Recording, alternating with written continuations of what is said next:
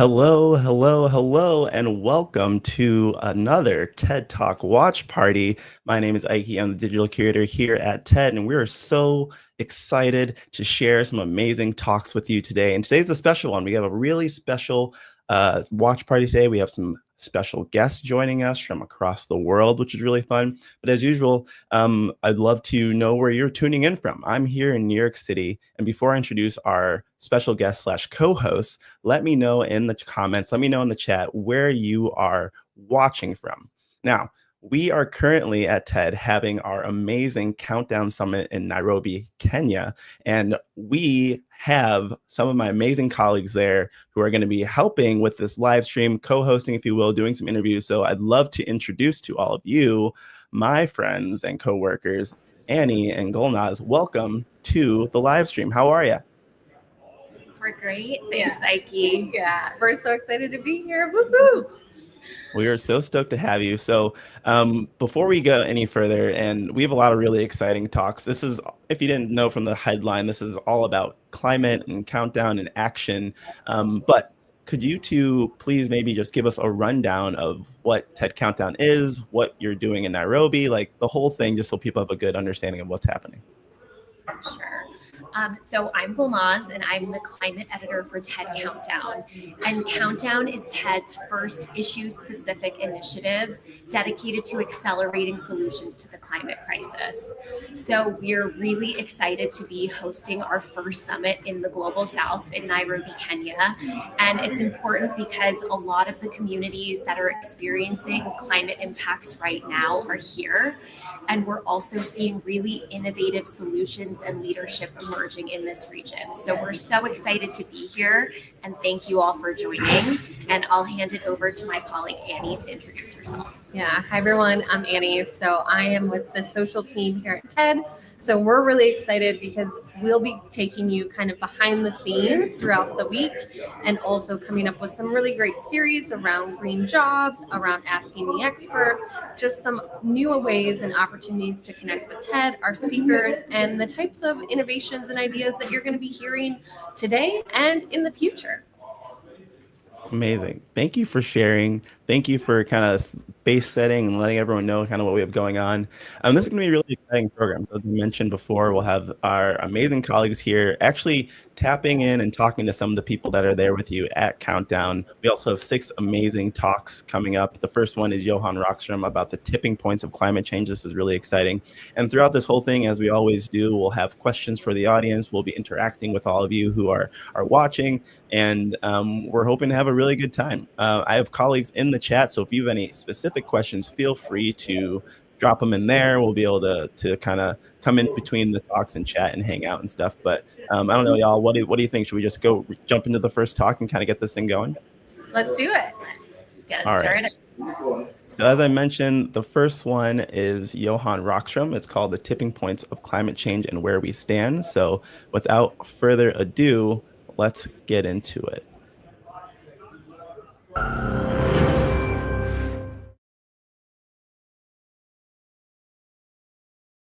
We Earth system scientists and climate scientists are getting seriously nervous. The planet is changing faster than we have expected. We are, despite years of raising the alarm, now seeing that the planet is actually in a situation where we underestimated risks. Abrupt changes are occurring in a way that is way beyond the realistic expectations in science. 15 years back, I introduced the planetary boundary framework, the scientific framework with the 9 Earth system processes that determines the stability, the resilience, and the life support on planet Earth. 10 years back, the world signed the Paris Climate Agreement. Almost 5 years back, we entered the decisive decade where our choices will determine the future for all generations on planet Earth. Where are we on this journey halfway into this decade? I will give you a scientific state of the planet report, the most objective assessment that science can give today. And it starts here. We've reached 1.2 degrees Celsius of global mean surface temperature rise, the warmest temperature on Earth over the past 100,000 years. We have just scratched on 1.5 degrees Celsius as an annual mean in 2023. But what worries us most is this. We are starting to see an acceleration of warming over the past 50 years, 0.18 degrees Celsius per decade from 1970 to 2010. But then from 2014 onwards, it abruptly jumps up to 0.26 per decade. And if we follow this path, we will crash through 2 degrees Celsius within 20 years and hit 3 degrees Celsius by the year 2100, a disastrous outcome caused by us humans. But it's not only carbon dioxide. Any parameter that matters for human well-being and our economies look the same.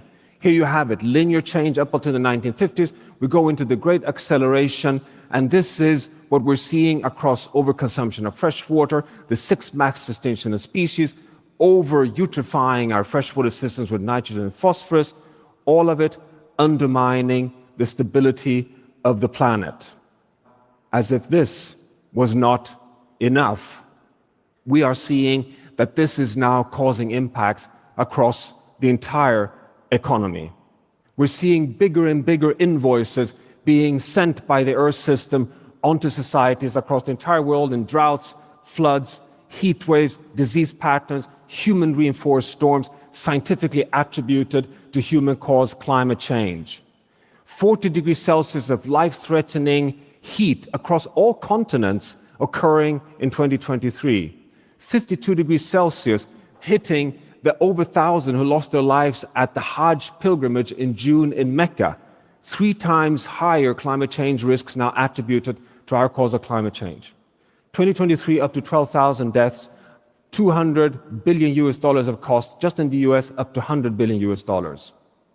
This is seriously causing economic costs.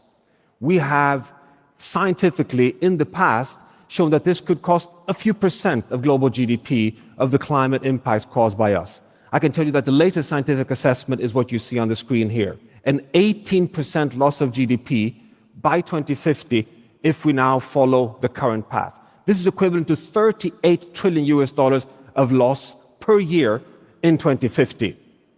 It's starting to hurt, both in human social costs and in economic costs.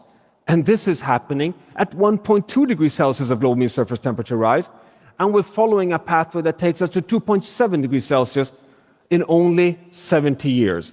And we've had a 10,000-year period where our civilizations have developed, where we've had an enormous privilege of a planet at 14 degrees Celsius plus minus 0.5 degrees Celsius.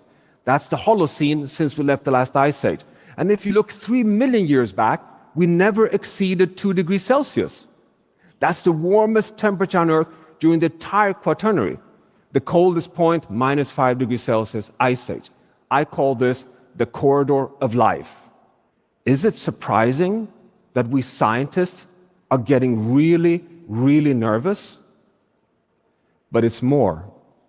It's so much more than this. The first issue is buffering capacity. The second is the risk of crossing tipping points. And both are moving in the wrong direction. Buffering capacity is the Earth system's ability to dampen shocks and stress. Like, for example, soaking up greenhouse gases in intact nature on land and in the ocean. And so far, Mother Earth has been so forgiving. Here we have the evidence. What you see here is the hockey stick of fossil fuel burning in red and deforestation in yellow. Is it this tremendous climate forcing that has caused the 1.2 degrees Celsius climate crisis so far? The answer is no. 53% of the carbon dioxide from fossil fuel burning and land system change have been soaked up by intact nature on land and in the ocean. It's only the blue sliver you see here, which remains in the atmosphere, causing the climate crisis so far. The problem is we have more and more scientific evidence of cracks in this system. Let's start on land. Land absorbs 31% of the carbon dioxide from our greenhouse gas emissions. We have more and more scientific evidence across so much research that the boreal forest in Canada or the temperate mixed forest in Germany and Russia are starting to lose their carbon uptake capacity. Did you know that the latest science shows that the part of the Amazon rainforest, planet Earth's richest biome on terrestrial land, has already tipped over and is no longer a carbon sink? It is today a carbon source. It's no longer helping us. But as if that was not enough, what really worries us today is the ocean. The ocean absorbs 90% of the heat caused by human-induced climate change. This is well understood, but what really worries us is what you see here. This is the latest data on sea surface temperature across the ocean. What you see here is from 1980 until today, how gradually the ocean surface just gets warmer and warmer. It's actually warming all the way down to 2,000 meters depth. This is well understood in science. It's a deep concern. It's well represented in the climate models. We understand it. Then suddenly in 2023, something happens. Temperatures just go completely off the charts, 0.4 degrees Celsius outside of the warmest temperature in previous years. What's happening? We admittedly must be honest here, we do not know. El Niño is certainly partly to blame, but cannot explain it all. 2024, it just continues. What is happening? We do not know, but the candidate number one is the energy imbalance caused by us humans. In 1 year alone, the heat equivalent to 300 times global electricity use is absorbed in the Earth system. Is it what we see on the screen here, an ocean that is starting to lose resilience? An ocean that is at risk of releasing heat to the atmosphere and self-amplifying warming? We do not know, but one thing is for certain, the ocean is sounding the alarm. Reasons for concern? Yes. We are now at a point where we are forced to ask the following question.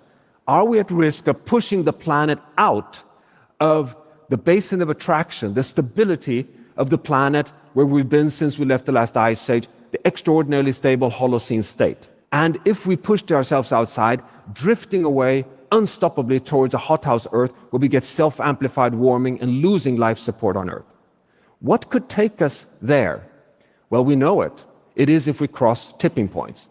Big systems like the Greenland ice sheet, the overturning of heat in the North Atlantic, the coral reef systems, the Amazon rainforest, are tipping element systems. Push them too far and they will flip over from a desired state that helps us to a state that will self-amplify in the wrong direction, going from cooling and dampening to self-amplifying and warming. A rainforest tips over to a savanna state. Now, we have now mapped the 16 tipping element systems which are now scientifically cataloged that regulate the climate system. These 16, and you see the 5 in the ground zero on planet Earth in the Arctic, are connected via cascades through the ocean, particularly via the AMOC, the Atlantic overturning of heat in the ocean, all the way down to Antarctica. These are big biophysical systems that we all depend on, global commons for the stability of the planet. The question is, at what temperatures are they at risk of tipping from helping us to becoming self-amplifying foes? Well, for the first time, we have an attempt to answer that question. What you see here are the 16 tipping element systems on the y-axis, and in red you see the uncertainty range, the best estimates in science. Darker the red, the higher the risk of tipping is the temperature levels at which they're likely to cross the thresholds. The average temperature at which they are likely to tip is the yellow circle lines you see here. What this tells us is the following. 5 of these 16 are likely to cross their tipping points already at 1.5 degrees Celsius. The Greenland ice sheet, the West Antarctic ice sheet, abrupt thawing of permafrost, losing all tropical coral reef systems, and collapse of the Barents Sea ice. Just the 2 ice sheets hold 10-meter sea level rise, which would be unstoppable on the long term. Now, sure, there's scientific uncertainty here, as you see from these graphs, but there's one red thread in science for humanity, in the scientific message, and it's this. The more we understand of the Earth system, the higher is the risk. And here is the proof. This is 5 IPCC assessments, the Intergovernmental Panel on Climate Change, 30 years of scientific advancements. Here again, you see risk assessment, darker the red, higher the likelihood of causing irreversible change in the climate system. 30 years back, the risk was put at 5 degrees Celsius of tipping, and coming down to current state of science, the risk is set at 1.5 to 2 degrees Celsius. We are in the midst of a danger zone today. But it can be even worse than that. Let's go to the Amazon basin. Again, the richest terrestrial ecosystem on land. Climate science estimates the risk of the Amazon rainforest tipping over irreversibly to a savanna at 3 to 5 degrees of global mean surface temperature rise. A really high temperature, unlikely even to be met over the next 70 years. But if we lose forest cover, the risk is that the system can tip already at 1.5 to 2 degrees Celsius if we lose more than 20 to 25% of forest cover. So that's a very dangerous combination. Where are we today? We are at 1.2 degrees Celsius global mean surface temperature rise and 17% of deforestation. We are very close to a tipping point in the Amazon rainforest. Very close. What shall we do to avoid these unmanageable outcomes? Well, the IPCC is clear on the pathway. To stay under 1.5 degrees Celsius, to avoid crossing tipping points, we need to operate, to navigate within the global carbon budget that gives us a chance of holding 1.5. What remains for us is only 200 billion tons of carbon dioxide that we can continue emitting to have a 50% chance of holding 1.5. We emit today 40 billion tons of carbon dioxide per year, giving us 5 years at current rate of emission before we've consumed the budget. We are seriously running out of time. And the pathway for a safe landing is also well studied and understood. You have it here. Bend the curve of emissions immediately and follow a path where we reduce emissions by at least 7% per year for a safe landing and a net zero world economy by 2050. But it's more than that. We also know that even if we succeed with this, we have already loaded the atmosphere with so much greenhouse gases, with so much climate forcing, that we inevitably face a period of overshoot. We must now be prepared for a very likely breaching of the 1.5 degrees Celsius planetary boundary on climate somewhere between 2030 and 2035, in 5 to 10 years' time, and then have at best a 30, 40-year period of overshoot before we can come back to 1.5 by the end of this century. We would exceed with 0.1 to 0.3 degrees Celsius the 1.5 limit, meaning up to 1.8 degrees Celsius. What does this tell us? Well, I can tell you there are two main messages. Message one, buckle up. We know for certain, 100% certainty, that this means more droughts, more floods, more heat waves, more human-reinforced storms, more disease during one generation's time.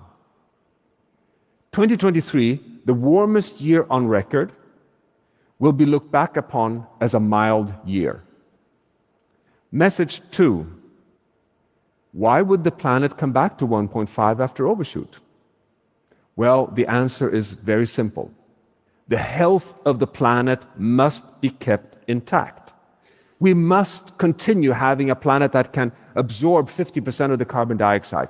We must have a planet that crosses no tipping points. We must have a planet that remains healthy and keeping heat intact in the ocean. That is why we need planetary boundaries. The planetary boundary framework that defines the 9 Earth system processes that regulates the stability and resilience of the entire planet. Climate, biodiversity, nitrogen, phosphorus, land, fresh water, air pollutants, and chemicals. That is the challenge.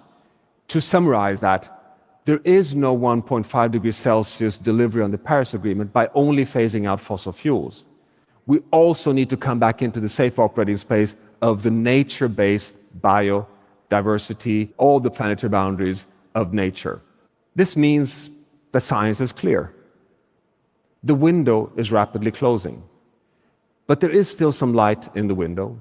We actually have evidence that we've reached a pivotal point, not only in terms of risk, but also in terms of opportunity to transform the world towards a safe and just future for humanity. Linear change is no longer an option. The only option is exponential change. We know that the only currency that matters is speed and scale. We also need to become stewards of the entire planet. We need to now recognize from local to global level that we're all so intertwined that we must govern the entire planet. I know that is very daunting, but what choice do we have when on the line is the future of our children on planet Earth? And we have the solutions. We know that solving the planet crisis is not utopia. It's not fantasy. We have the solutions for a secure, stable future for humanity.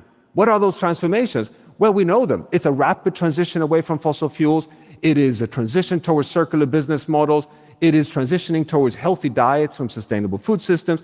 And it's not only halting loss of nature, it's also scaling the regeneration and restoration of marine systems, soils, forests, and wetlands. We have solutions for all of these. Just take green energy, which today is cheaper than fossil fuel-based energy. It's our choice that we're facing today. Now, I was nervous already in 2020 when we entered this decisive decade and had to cut global emissions by half by 2030. Halfway into this decade, the road is steeper than ever. It's steeper than ever. This is what really, really concerns us, that we have a situation where we now need to move so fast. And I've been standing on stages like this so many times, sharing the dire scientific diagnostic. But still, I just told you that I do conclude that there is still some window open. There is a light in the tunnel. And you may ask, what is it that makes me able to continue to be a realistic optimist in this situation? The most dire situation, I must admit, in my whole professional life.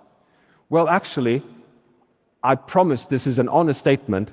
There are so many positive items as well. The most important one in my mind is that we have ample evidence that citizens across the world, a majority of them, care about nature and climate.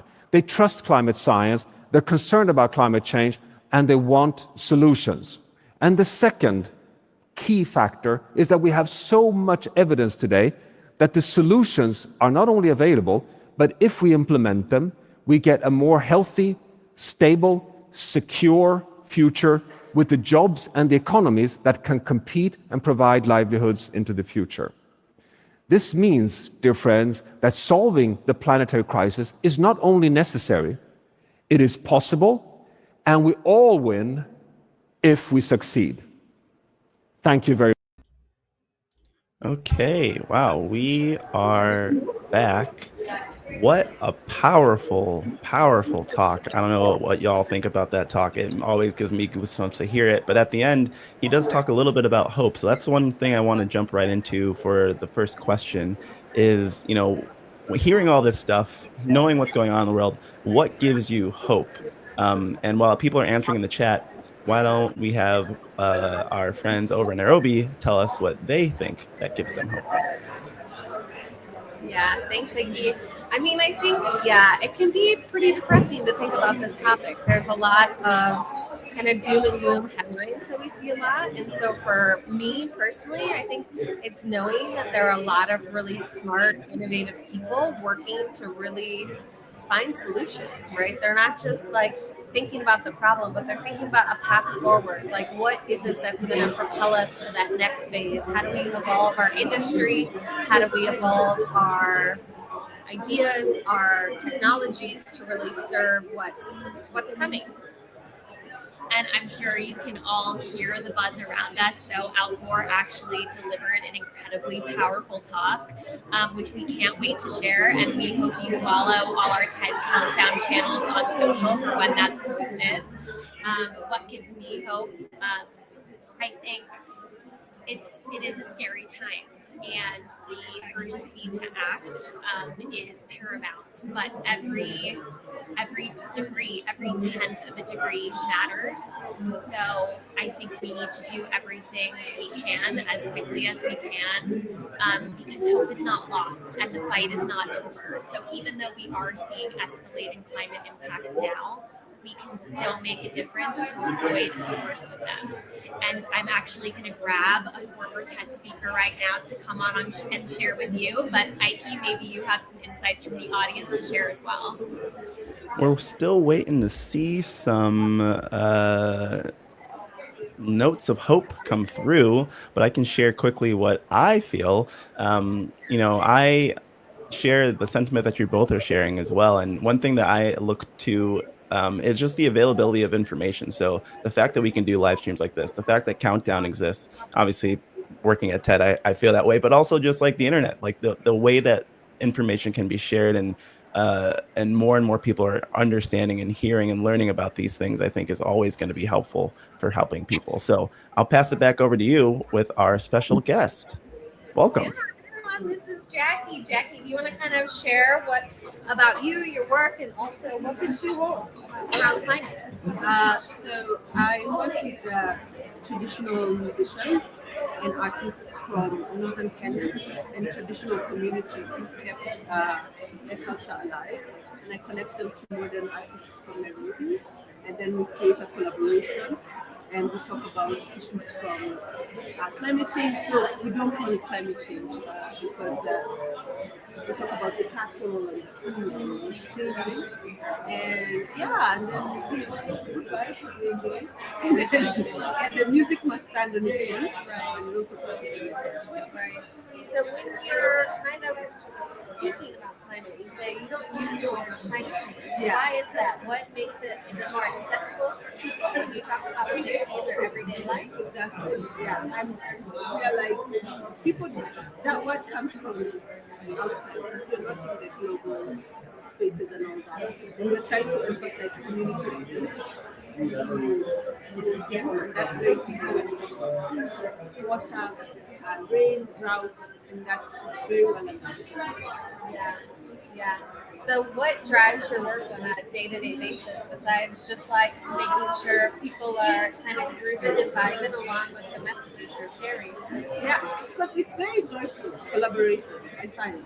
Yeah, I think the way we structured our society right now is maybe our psyches have not caught up with it.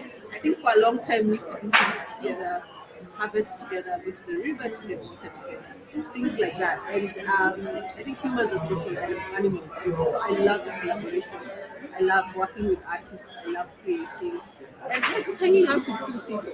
Yeah. Do you think that your work has kind of impacted the broader Kenyan community around this a lot? Like, what is the response you typically get? Yes, a lot because people are like, oh, I didn't know I could go back to my culture and create from a place of that DNA. You know, like when they see Eddie, who's like a classical trained musician, he brings his whole, either his jazz ensemble or his whole like his whole orchestra, and then he bring all the traditional musicians from the north. People are like, oh my god, and then, so that's an entry point. Then you can talk about policy that comes from a place of our cultures, which emphasizes sharing and guardianship of the land, of the environment. Yeah, so it's really like it's an entry drug.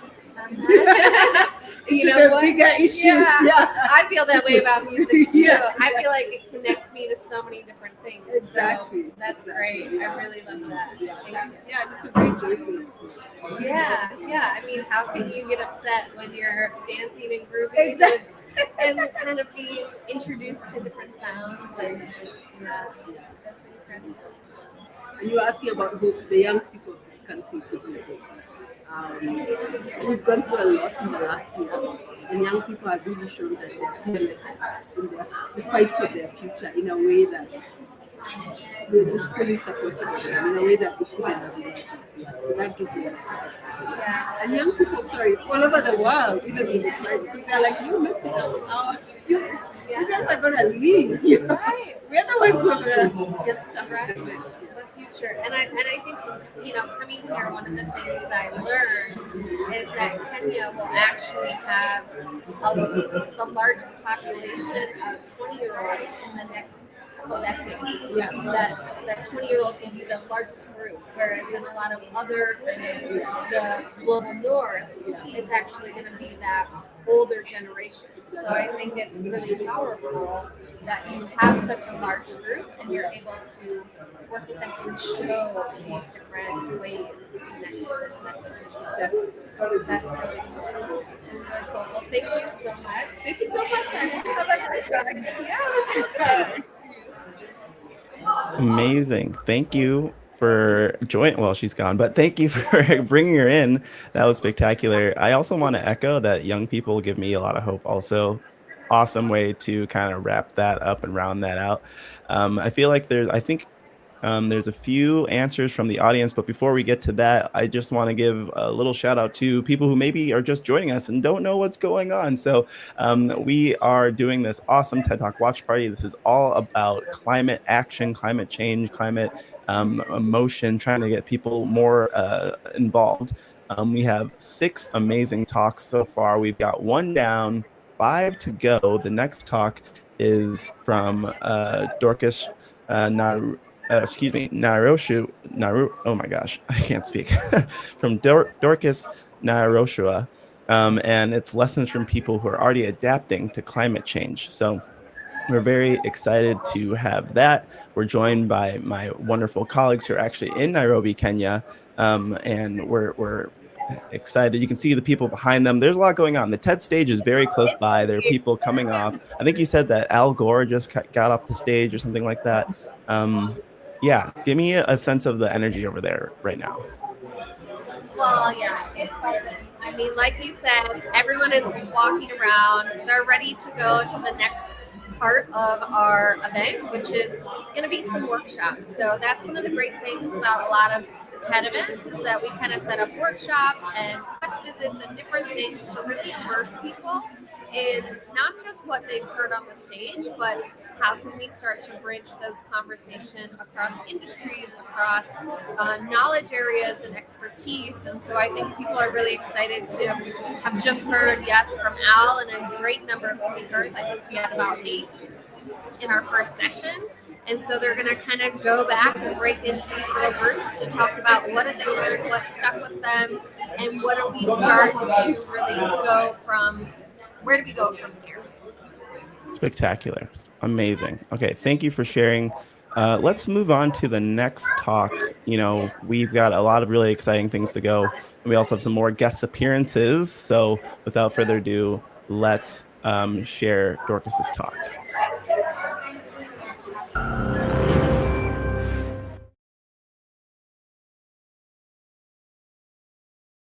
Jambo. Greetings from the hearts of Masailand. My name is Dorcas Naishorwa, and I'm honored to be here today, not only as the first Miss Climate in the world, but also a daughter of the savannah, hailing from the vast plains of Kajiado County, Kenya. I bring with me a story of resilience, one shaped by the changing patterns of our land and the challenges we face in a world grappling with climate change. Imagine waking up to the symphony of the savannah, the gentle mowing of cattle, the vibrant calls of birds, and the graceful sway of the golden grass, and the aesthetic sounds from the beautifully beaded clothing. This is the melody of my life, deeply intertwined with the well-being of our environment. Cattle are not only our companions, but also our livelihoods. As the Maasai community, we rely on our cows not just for income or to keep our children in school, but also for sustenance as they form the foundation of our meals and provide the fuel that keeps our families going. However, this melody is changing. We are witnessing longer droughts and unreliable rains. The signs of climate change are becoming increasingly evident. The land that once sustained us now thirsts. The struggle for limited resources, particularly food and water, pushes us into dangerous encounters with wildlife and other people as we fight for survival. It's a competition where the very ground beneath our feet seems to shift. This is not just about food insecurity. It's about the erosion of our way of life. Let me provide a clearer picture of our daily lives. After milking the cows, the sale of the milk brings in a modest income, allowing us to purchase essentials and have our children go to school. At home, a simple meal of milk and ugali, a staple food, sustains us. However, this routine is often disrupted. The dry season presents a different reality. The once vibrant plains transform into graveyards for cattle, with their skulls serving as a haunting reminder of the harshness of climate change. Our crops wither, leaving families with empty stomachs and schools with empty classrooms. The impact extends beyond hunger. Girls, already vulnerable, are forced to walk for long distances in search of water, and this leads to increased health risks and also compromises their safety. Girls, in particular, bear the brunt of this harsh reality. Education is often sacrificed as families strive to make ends meet. In desperate attempts to survive, unimaginable things happen. Girls are traded for grass. What goes beyond this harsh reality is a rite of passage from childhood to adulthood, which involves a painful circumcision known as female genital mutilation, followed by early marriage.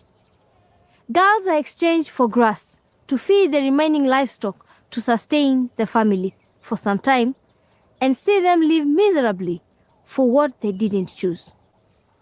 This desperate measure highlights the depths of our struggle, where girls are married off for as little as 100 bales of grass to sustain the cattle for some time in times of drought.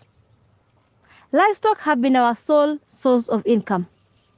Now, due to the actions of others, our way of life must change.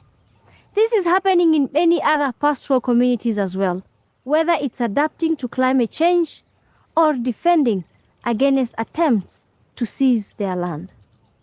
However, we, the Maasai, are not people who surrender. We are people who adapt. We are planting trees alongside our crops to create a shield against the scorching sun and to provide additional food and herbal medicine.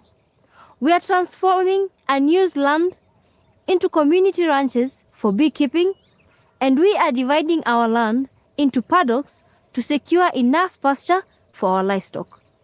This effort aims to embrace a more sustainable form of pastoralism, enabling us to better withstand the extreme dry seasons while also utilizing our land for agriculture. Renewable energy projects, such as solar power, are also taking root. They allow us to produce water for nurturing tree seedlings and contribute to combating climate change. Renewable energy also helps us produce and store food more efficiently, reducing waste and safeguarding our livelihoods. Education is also crucial, and empowering our communities with knowledge and skills to adapt to climate change is key to long-term resilience. By fostering climate resilience, livelihoods, and diversifying our sources of income, we can provide alternatives during times of hardships. We are learning, we are evolving, and embracing innovation to rewrite the narrative of our struggle. But we cannot walk this journey alone. We need both international and local support, collaborating with organizations that understand our unique challenges and respect our indigenous knowledge. We require policies that recognize and protect our land rights, as secure land is the foundation of our food security. Additionally, early warning systems for extreme weather will assist us in preparing and responding to climate-related disasters, ensuring the stability of our food supply. As we work towards nourishing 10 billion people, that I believe we can, while restoring the earth, we must prioritize sustainability, equity, and respect for the environment. From the hearts of the Kenyan savannah, I urge you, let us not only nourish our bodies, but also nurture the spirit of resilience, the power of community, and the unwavering hope for a sustainable future. Together, we can rewrite the ending of this story, where the Maasai girl not only survives, but thrives. Her laughter echoing across the plains, a testament to the enduring spirit of our land. shift. Okay, we are back. Another amazing talk in the books. We have 4 more to go, but before we get there, we have an awesome interview on the ground in Kenya. I'm going to pass over to Golnaz. Enjoy. This is going to be wonderful. It's nice to see you again as well. Yes, speaking of amazing talks, I am here with another former TED speaker. She gave her own talk a couple years ago at one of our events. So this is Zara. Zara, I'm going to have you introduce yourself. And if you could tell the audience a little bit about the talk that you gave, kind of the top level, and what have you been working on since? Yeah, thank you for having me. I'm Zara. I gave a talk a couple years ago, right after graduating college, which was really surreal and an incredible experience. My talk was on climate optimism, being part of a collective on social media called EcoTalk, where we were reaching millions of people per day, sharing positive climate stories online as a way to engage the youth and kind of motivate them to pursue careers in climate. And so since then, I got the opportunity to publish a book called Climate Optimism, and that was a review of my findings through sending out an email list for 2 years on the most promising systemic solutions to the systemic crisis. So covered a lot of things, and a lot has changed since then, of course, within the global context, political context. So I think my focus since then has been zeroing in on an area that I felt particularly passionate about, which has been the global secondhand apparel trade. So now, in addition to speaking and kind of continuing to promote the book and ideas, especially to college and high school age students, I have a startup within the secondhand apparel space. And essentially, we help secondhand operations, so think Goodwills, anyone who's selling on a larger scale, process items more efficiently with the goal of keeping items where they're most valued at for their next best life. Amazing. I feel like I have so many questions. I'll start with this one. Why do you think optimism is so important, especially in the moment we're living through right now, where a lot of people are feeling a lot of fear and uncertainty? Yeah, and sometimes I question that word because it feels sometimes frankly unrealistic, but I think Al Gore's talk that he just did, which hopefully everyone will see soon. Follow us and stay tuned. Yeah, I mean, that was really hopeful for me because it addressed climate realism and how that is used by a lot of fossil fuel companies and the opposition, if you will, to kind of delay our progress and kind of undermine our hope. And so climate optimism is really that, like, we know we have all the solutions, which is just objectively true. We just realize that there are some significant barriers to implementing them. So political, economic, just willpower. And so the optimism in the solutions and the people that have risen up to implement and scale those while realizing like the very real barriers that we have to overcome. So I think the optimism has, encountered some challenges, but it's important to remember that like people in power, that is a short term, but the people behind movements, that's more resilient and renewable. I love that way of thinking about it. People power as a renewable resource. Yeah. So moving to fashion, I think that's great that you have this new venture. Can you talk a little bit about the climate impacts of fashion? Because I'm not sure that our audience knows the full scale of emissions from that industry. Yeah, so apparel is anywhere from 8 to 10% of global greenhouse gas emissions. And so that's the entire supply chain from sourcing the fibers to manufacturing to production. And we focus on the afterlife, which is a huge source of landfill emissions, clothing in places like the Atacama Desert in Chile, which are just basically huge landfills of clothing, which produces methane. And it's all tied back to overproduction of goods. So what I'm focused on is really the afterlife. What happens after, you donate an item in your closet to a Goodwill or to a friend or to a drop-off bin. It has a long lifespan and it is not biodegradable. So thinking about clothing as like kind of the untouched waste area, it's the second fastest growing waste stream in the US specifically. And so there's just a lot of potential on how can we like really maximize the next life of clothing and that kind of plays into the whole circular economy. So that's what I've been really focused on, and I think it also has a large kind of human rights perspective as well, because the labor supply chain for fashion is very intertwined with labor trafficking, and so that's kind of where it drew my attention as a place that really exemplifies two big areas I'm passionate about: climate change and human rights. Yeah, that's incredible. And I guess speaking of waste, we're here in the global south, which is a really significant region for talking about waste issues. What is the connection between fashion waste and the global south? Yeah, that's a really good question. I think Kenya itself, as a country, has some restrictions on secondhand apparel imports, because a lot of countries in the West, US being one of the major ones, export secondhand clothing to countries in the global south. There's arguments to be made of why that's beneficial to some degree, right? Because there are kind of open air markets where you can buy used clothing, and that is a big source of business for vendors, and then also for buying low cost clothing for citizens.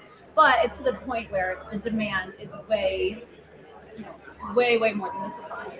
And so that's why countries like Kenya have implemented restrictions on imports. And I think it's important to be mindful of how we're importing clothing, so it doesn't decimate local garment industries, right? Like, there are case studies on how these secondhand imports have really been a detriment to garment industries and fashion locally.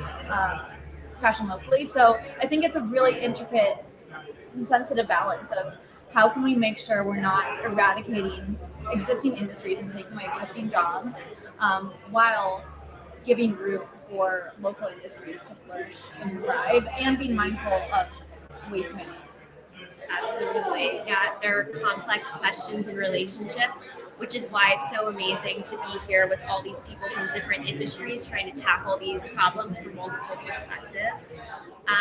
So I guess, in a nutshell, like, what is your hope for the climate future? Yeah, I think I'm most hopeful by the amount of people doing very seemingly specific things in whatever industry, whether it be food, clothing, transportation, the grid, education, because when we come together in scenarios like this, and we're really convenient to understand global challenges and global solutions, it becomes really clear how these puzzle pieces fit together. And it's rare to have these experiences when, again, it's people from all over the world, not just the global north. And I think that's why I've been so excited about TED doing this here, because it's something that has needed to happen here for a long time. Well, we are so happy to have you here, and thanks so much for sharing more about your work. And we're going to pass it back to you, Ikey. Amazing. Thank you both so much. If you want to check out Zara's talk, I think we can have one of our colleagues drop it in the chat. Thank you both. We'll see you soon. Enjoy the rest of your time in Nairobi, and let's move on to the next talk. So for those who maybe are joining or joined during an interview or maybe the last talk, this is a TED Talk watch party, and we're showing you a bunch of amazing talks all focused on climate and climate action.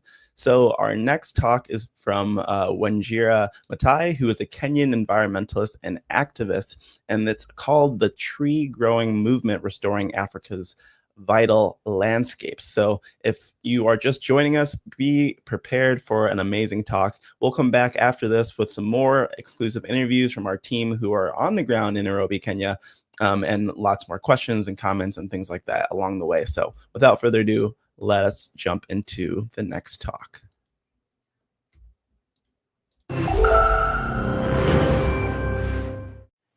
I would love to introduce you to three remarkable women I know. Meet Jane Maigwa, Charity Wangoi, and Lois Maina. Now, these three women are restoration champions. They started a company 6 years ago in my hometown of Nairobi, purchasing macadamia nuts from farmers, processing them, and selling them around the world. Today, Exotic EPZ is in partnership with 9,000 farmers across the country. Imagine for a minute the tree growing movement these women could catalyze across Kenya. Now, here's another group of women that I absolutely adore.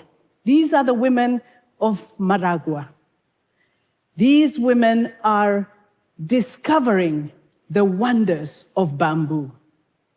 They are planting bamboo and sharing across their communities. They're using bamboo for entrepreneurship, they're using bamboo for restoration, and they're using it for firewood. Now, these restoration champions have something in common. They are using nature to reduce poverty, accelerate the regreening of Africa, and secure livelihoods. Now, this is part of the AFR 100 movement, an Africa-wide initiative to restore 100 million hectares of land by 2030. All on a continent where we know 60% of soils are degraded. And this is only the beginning, because the restoration potential in Africa is 750 million hectares, equal to the size landmass of Australia. And this on a continent where 60% of the land is degraded. Now, why is this important? This is because restoration breaks the cycle of degradation. It is at once about climate mitigation and cushioning communities against the worst impacts of climate change. My organization, the World Resources Institute, is working with AFR 100 very closely. We are helping them to raise resources needed for restoration, to accelerate the establishment of sound policies so that restoration is incentivized, and also establishing platforms like this one, so restoration champions have the platforms and there's training that they need to accelerate restoration. Now, without these local leaders, local wisdom, local knowledge, and the passion that drives restoration champions, scaling restoration on the African continent would virtually be impossible. Now, my name is Wanjira Mathai, and I have a personal connection to trees. When we were growing up, my brothers and I, our mother, Wangari Maathai, who founded the Greenbelt movement and won the 2004 Nobel Peace Prize for this work. Thank you. She spent hours sharing just how beautiful Kenya was when she was growing up. The rivers, crystal clear. The hillsides and valleys covered in forests. The plains were teeming with wildlife, and the soils, she would say, produced the most delicious sweet potatoes and vegetables. Hunger was virtually unknown. By the 1970s, a lot had changed. Landscapes were already degraded, rivers were silted with precious topsoil. The plains were already losing their wildlife, and the soils were largely degraded. Now, half a century on, and the process of degradation has only accelerated. And not only in Kenya, 27 of the 40 most climate vulnerable countries in the world are found on the African continent. And hunger and drought for those farmers, 60% of them who live on the African continent, is an everyday occurrence. No, but why is this important? Why is this important? Because restoration reverses and breaks the cycle of degradation. And there is hope. Because here is an example, the Greenbelt movement. The Greenbelt movement is an example of a restoration champion in Kenya. 50 million trees planted by a network of 5,000 women today. And they do this by organizing themselves into groups, generating tree nurseries, collecting seeds themselves that they sow, generate seedlings, and plant on public land and private land. This is the genius of restoration champions. Now, I have seen this work firsthand in a forest not too far from where I live, the Aberdare Forest. This is one of my favorite forests. A few years ago, it was degraded.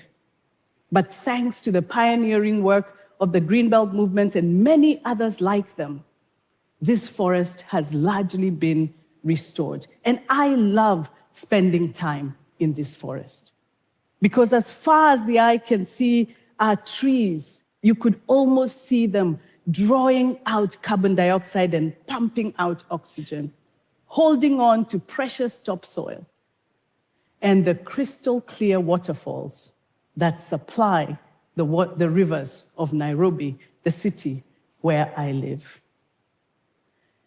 The AFR 100 will take practices like these across the African continent and replicate them, not merely to halt deforestation, but to reverse it, because that's what is needed. Now, it's not uncommon for people to say that initiatives like those supported by AFR 100 are too small or too risky for meaningful investments. But our work at AFR 100 shows that not only are these initiatives economical and transformative, they make financial sense. Our research also shows that initiatives like these that are locally led and managed are 20 times more likely to deliver long-term success.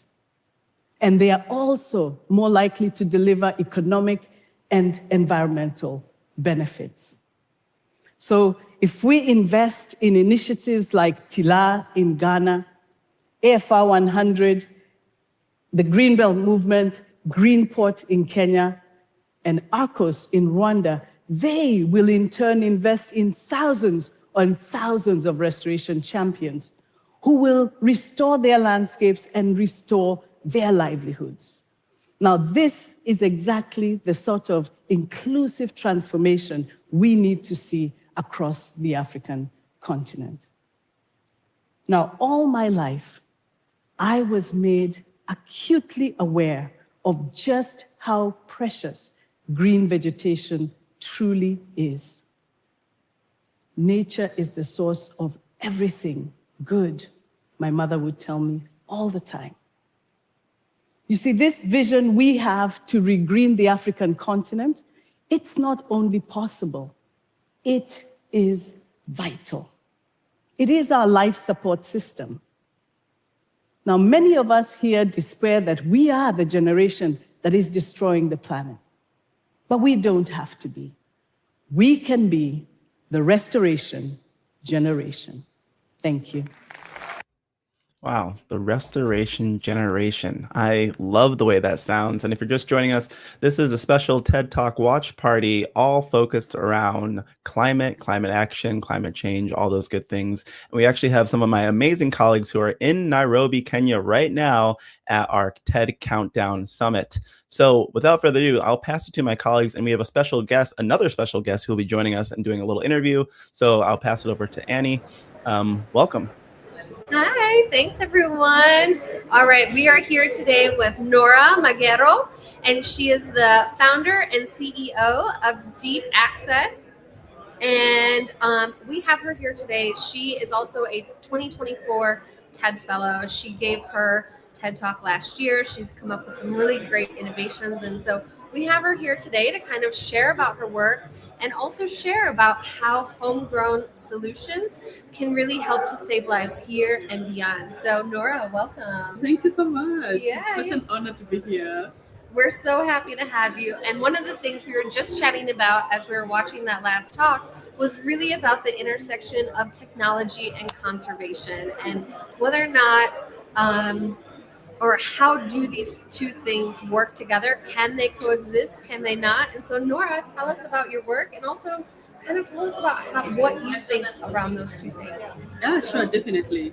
So my company, Drop Access, is a manufacturer of solar solutions, specifically solar-powered refrigerator that is used to transport and also store medical items like vaccines, blood for transfusion, insulin, like things that need electricity to generate coal and ensure they actually stay as potent as much as possible. And the reason why I went into manufacturing is just understanding that Africa still has a very long way to go when it comes to technological development, and I wanted to be part of that journey. And I saw the compounding effects of even choosing to do technological development in the continent. Because, well, I got into doing this because I wanted to address the issues that affect electricity and accessibility in rural hospitals. And one of them was lack of access to vaccines. So I got down to designing a fridge to ensure that the vaccines are always available. But then I realized that this is not just a vaccine game. It's a technology game. It's a job creation game. It's a low carbon footprint for healthcare services game. Like, there's just so much compounded in locally developing technologies. When I look at how Vaxbox is enabling people to access better healthcare in the rural, but as it's doing that, it's also ensuring that even when they're accessing a vaccine, when you compare the carbon footprint with the previous technologies, there's a very low carbon footprint into doing that. Vaxbox is solar powered, we do local manufacturing, and it just enables us to ensure that we're able to do circularity, and recycle some things and just reduce electricity, like electronic waste that could occur in the environment as we do production. But this is just deeper than building a fridge to keep vaccines cold. It's also creating jobs for young people in Kenya. I believe one way that Kenya will really advance economically, technologically, is getting into R&D, getting into building solutions locally in the country, and then we build such a very good infrastructure for industries to grow, employ more people, and to just create more money in the economy. Yeah, that's great. And I think one thing that we talked about is when a lot of people think about Africa, we don't actually think of technology as kind of the front runner solution here. They often think that about nature and conservation and wildlife and safaris. So how do those two things, do they support each other? Do they hurt each other? Well, why not? Why can't nature and the stuff exist side by side with technology? I feel like there is a space right now for them to exist side by side. And I know a lot of the African continent and even in Kenya really try to protect and preserve the environment, and there are strategies that are still ongoing, even with the older ways, like native ways of doing it. But I feel like technology has a place to play to ensure that we do it also right. We do it faster. If we are going to map out areas that are being degraded and the water table is actually seeping, we need technology to help us regenerate those kind of land. So that's why technology needs to exist side by nature. Like, we can't have one or the other.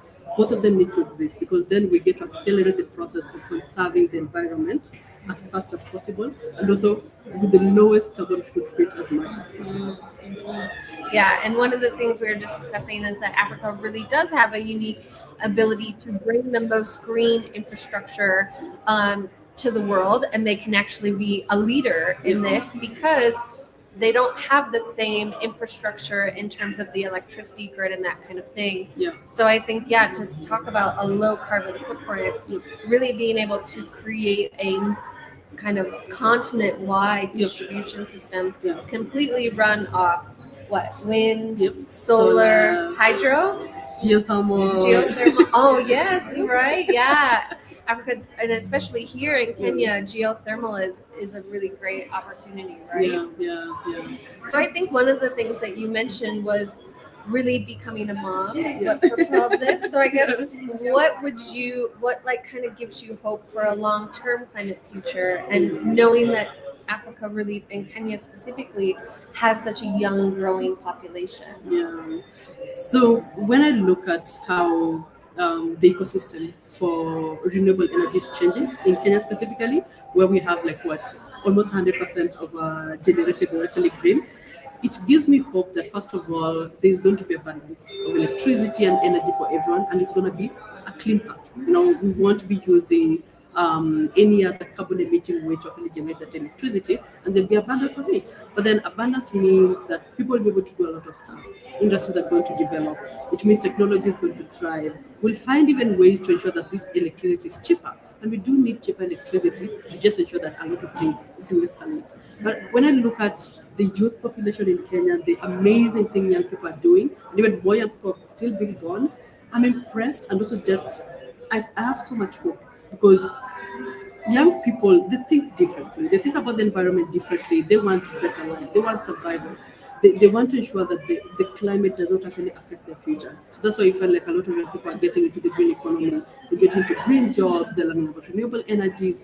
They're building really cool technologies that are changing things each and every single day. I remember the first time we introduced an IoT solution for our solar fridge, and we were trying to think like, oh, where are we going to get the PCB board? There was a 90-year-old kid who was designing a circuit in his bedroom. What? And from this, we're able to get this circuitry and the IoT technologies and so much more that young people are coming up with. And it gives me so much hope that the future could be a bit better. It will actually be better because the young people want to survive, they want to thrive, they don't want to be affected by the climate crisis. And they're asking for this space boldly. You will see even the show that was done in the main auditorium, where young people are just talking about the climate, learning about it, and just explaining where they belong in that space to just make the environment better. And technology is a very big part of it to just ensure that all of it actually comes to fruition. That's so powerful. And I think, yeah, there's a lot of really great opportunity, yes, here in Kenya, but also on a global basis. I mean, we're seeing it every day. Young people are really bringing together their ideas, they're accessing technology differently, and hopefully are inspired by what you've done and also what else we're sharing. So, Ikey, what is the chat saying? We are seeing great things in the chat. People are having a good time. This was a spectacular interview. I just want to say thank you both for sharing your perspective and giving us a little sneak peek at the things you're working on and the things that people can hopefully get excited about and kind of lean into kind of the things that Zara was saying, a little bit of optimism about what the future brings with like these young people and all those things like that. So I just want to say thanks to you both. And we'll bring Annie back soon. Nora, I hope you have an amazing time there as well at Countdown. And we'll continue on with our show. So I just want to say thank you to you both again. Thank you so much. So with that, we are about halfway through our program, which is crazy. Time is flying by. We're going to shift gears a little bit to talk about something else that climate very much has a big impact on, and that is food. So one thing we're going to do before we get to our next TED Talk, which is actually a TED documentary, if you will, and we're going to drop a poll in the chat, and it is, what is your favorite climate-affected food? Options are chocolate, coffee, rice, mango, or write in another food that you know is going to be affected by climate. Spoiler alert, it's going to be a lot of foods that are affected by climate. So let's just let us know in the chat which one you are is one of your favorites. Our next piece is actually, like I mentioned, actually a documentary. So one thing we do at TED, and especially with Countdown, and we make these bigger pieces, these kind of documentary pieces where we dive in deep into a specific topic. So this piece is called TED Explores the Future of Food, Food of the Future. Got that wrong. So one thing we're excited about to show you this, our host and former TED speaker, Manoush Zamrodi, is leading us through this journey. So be sure to check for the poll in the chat. Let us know what questions you have. Like I said earlier on, we have some of my colleagues in the chat. So if you have any specific questions about this food documentary, about climate action or change, or Countdown in general, be sure to drop those in there and we'll be happy to answer them. But without further ado, why don't we jump into this food documentary right now.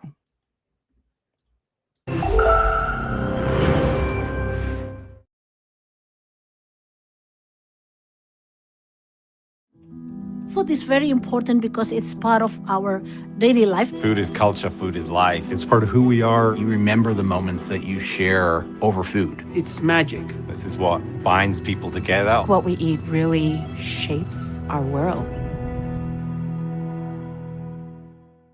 When we think about the environment and climate change and things like that, we usually think about smokestacks and tailpipes and burning fossil fuels, and that's fair. But it turns out agriculture and our food system are actually one of the biggest things we've ever done to the planet. And it's only number 2 to fossil fuels when it comes to climate change.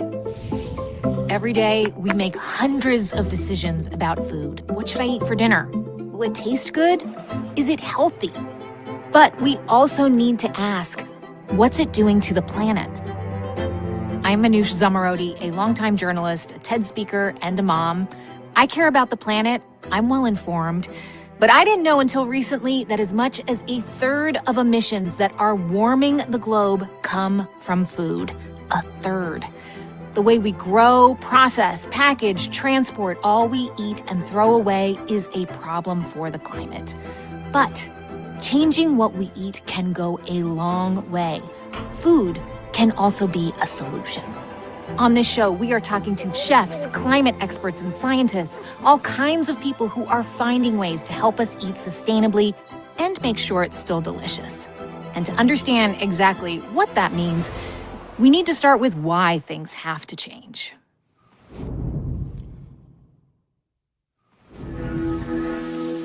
About 10,000 years ago, humans began to farm. This agricultural revolution was a turning point in our history that enabled people to settle, build, and create. In short, agriculture enabled the existence of civilization. Today, approximately 40% of our planet is farmland. In the future, how can we feed every member of a growing population a healthy diet? Meeting this goal will require nothing short of a second agricultural revolution. The first agricultural revolution was characterized by expansion and exploitation, feeding people at the expense of forests, wildlife, and water, and destabilizing the climate in the process. That's not an option the next time around. Agriculture depends on a stable climate, with predictable seasons and weather patterns. This means we can't keep expanding our agricultural lands because doing so will undermine the environmental conditions that make agriculture possible in the first place. We can feed humanity within the environmental limits of the Earth, but there's a very small margin of error. So we know food contributes a lot to climate change, but a third of all emissions? How did we get to such a huge number? Jonathan Foley, an environmental scientist from Project Drawdown, breaks it down by the numbers. This is the land that we use on Earth just to grow our crops, here in green. Here's the land we use to graze our animals, here in red. Together, that's a huge amount of land. It means that there's some massive environmental impacts just from the sheer real estate of our food system. We find that agriculture, land use, and the food system as a whole contribute about 22% of global emissions. Let's look under the hood and see what's involved in this. The first is deforestation. That's about half of all those food emissions at 11% of global emissions. To put that in perspective, the entire US economy emits 10 to 11%. Deforestation's even bigger. Second is methane from livestock. Now, we hear a lot of jokes about what cows do and all that kind of thing, but the science is actually really clear. Livestock are a huge emitter of methane, and methane's a very big driver of climate change, and we have to make that connection. Third is basically industrial farming methods, especially overusing chemicals like fertilizers and treating soil really badly. We have to think about that too. And then finally, we have rice production, another methane producer at around 2%. But that's not all. Beyond these direct emissions of food, that 22%, there are some indirect ways the food system emits greenhouse gas as well. For example, discarded food might end up in a landfill somewhere, rotting and producing methane. And then we have to think about all the energy and materials it takes to grow food, and then later to process, transport, package, and prepare it. So when we look at these data, it tells us that yes, food releases 22% of greenhouse gases directly, but when we add all the other sources, it grows to something like 34%, roughly a third of all the greenhouse gases on Earth. In other words, we cannot solve climate change unless we also address the problems of food, alongside fossil fuels and energy. We also need to look at diets. Now, this one gets a little bit tricky and people don't like to talk about it, but we're going to need to, because it turns out some foods end up emitting a lot more greenhouse gases than others. Just look at the top things on this list of greenhouse gas emissions per pound of food. What do they all have in common? They're all animal products. And then look at beef at the top of the list. It's literally off the chart. So this is kind of a big deal, and that's one of the reasons, among many, that shifting diets towards more plant-rich options is a good idea for climate. So the way we produce food and the food we choose to eat certainly affects our climate, but it's also a two-way street. Our warming climate is already affecting our ability to grow food in more dramatic and personal ways than you might think. To learn more, I went to a very unusual dinner party with Chef Sam Cass. A decade ago, Sam was both a White House chef and senior policy advisor for healthy food initiatives. Then, in 2015, frustrated that food wasn't on the global climate agenda, he hosted a much-talked-about Last Supper featuring foods threatened by climate change. He's been hosting these dinners ever since. Let's start with the crab cakes. In the Pacific Northwest, 2 years ago, they closed the snow crab fishery for the first time in its history. That fishery had gone from 11.7 billion crabs to 1.9 billion last year.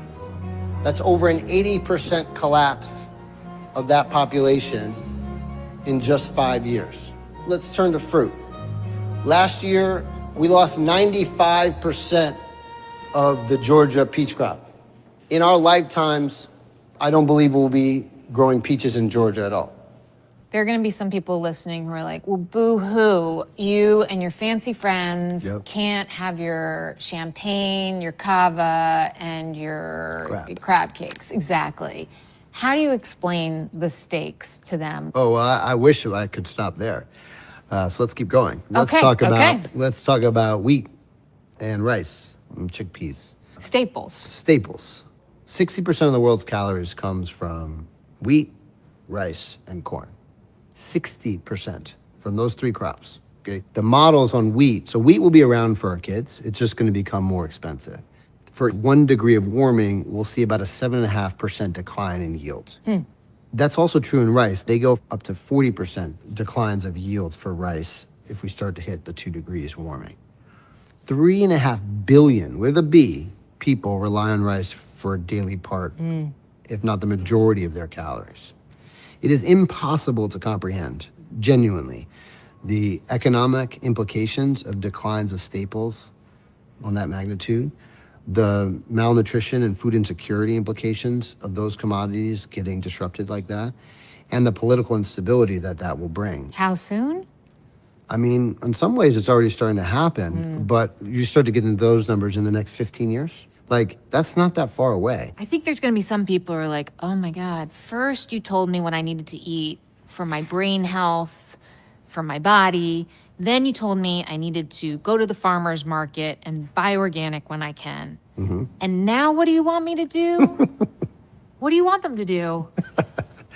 And they're right. I'm annoyed too. This is the one place in our daily lives that we can collectively have a really big impact and exercise that feeling inside of like wanting to do right by the next generation, wanting to help play a positive role in this. And how we eat gives us a shot every single day to try to do a better job. And it doesn't have to be some big overhaul. I'm not saying don't eat meat. I eat meat. Once a week, making a shift to not do a steak and to do something else, adds up to be really big numbers. Okay, so let's talk about it. Meat. Love it or hate it, it produces more greenhouse gas than anything else humans eat.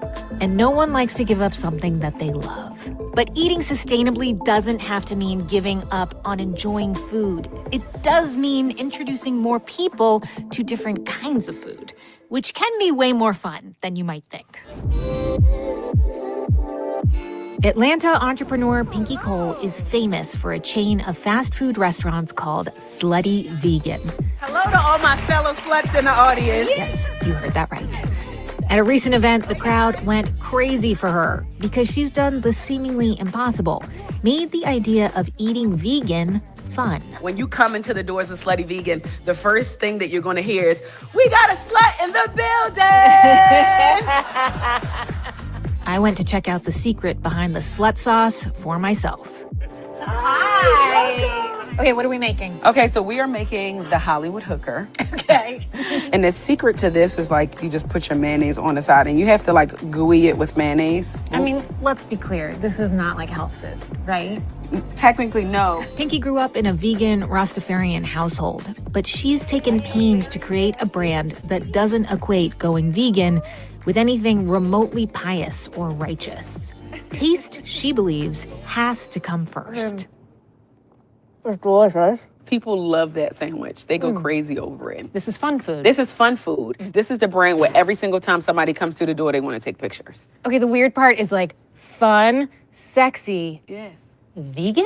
Like Fun, that's sexy vegan, because historically, vegan has always been looked at as boring, very green. It's a salad. And I'm like, I want to debunk that myth. I want to add some razzle dazzle to vegan food because people identify to cool. Yeah. And if I can make it cool, then I can teach you about the planet. Then I can teach you why it's good for you. Then I can teach you why you need to do this because this is the wave. Is that what we need to do in other parts of dealing with climate change? We do, because the minute people hear climate change, they like check out.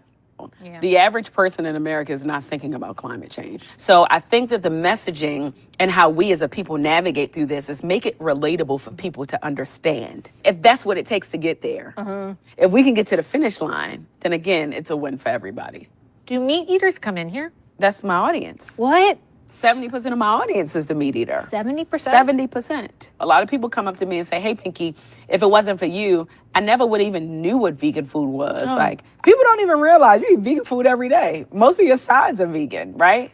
What we do is we hold out the hand, we grab your hand, and we bring you into this community. And then you look up and you don't even realize, like, oh, I'm vegan. And oh, I love this movement. Yeah. And then we can begin to start having those conversations. And I feel like it is my responsibility as a vegan restaurateur in this hospitality space, and a space where it's still this, people are still trying to figure it out. It is my responsibility to be that change agent in this space.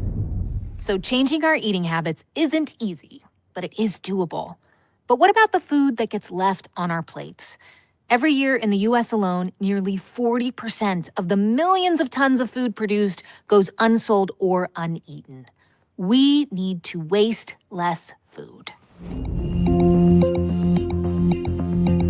One of the most, let's say, low-hanging fruits that we have when it comes to sustainability is reducing the amount of organic waste that we're putting into the environment. The amount of food that is wasted in Europe is equivalent to the amount of food that is produced in Africa every year.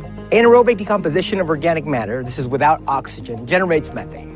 And so when we leave food in a landfill with no oxygen, it starts spewing this methane.